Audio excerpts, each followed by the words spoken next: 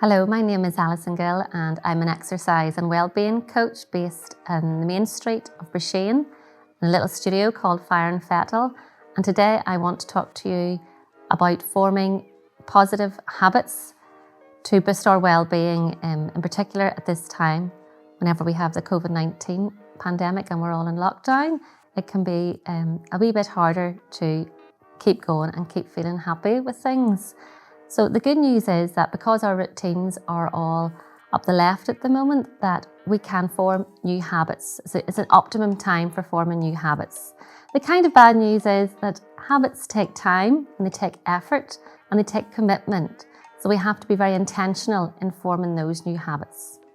So before I talk about the habits that we can form to improve our well-being, I'm going to look at how we would deal with the unwanted, how we deal with the difficult experience that we're having at the moment, how best to live well with the pandemic of COVID-19 and our lockdown and the situation that we aren't really prepared for.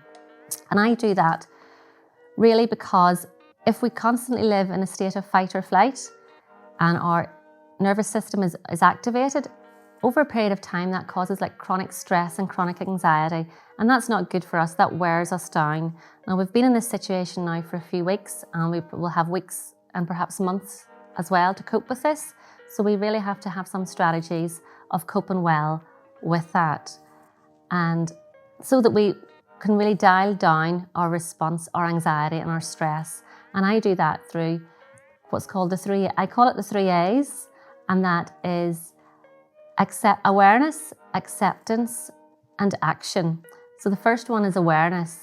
So it's really about bringing an awareness to our thoughts and our feelings, to take a step back perhaps from our feelings and our thoughts and to recognise what they are and the impact our thoughts can have on our feelings.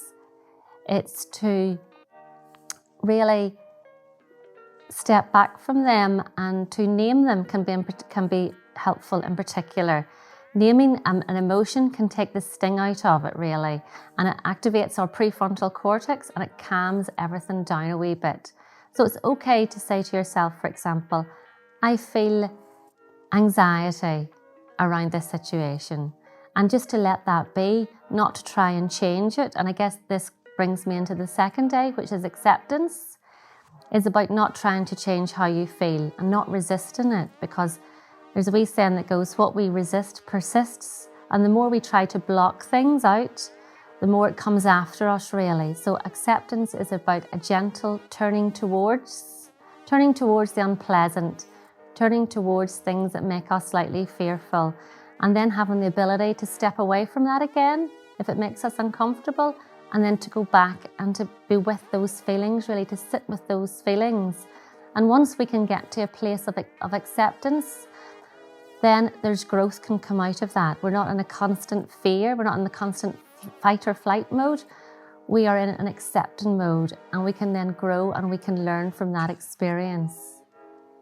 The final one that I have then is action. So anxiety can often breed in empty spaces that can get bigger if there's just emptiness there. So we're going to look at what binds anxiety, and action binds anxiety really. So we look at what we can't control and what we can control, and with the things that we can control, we take action with those. We accept what we can't control and then we take action, and that is going to be my next video clip. So thank you for watching this video clip, and I will see you next time. Goodbye.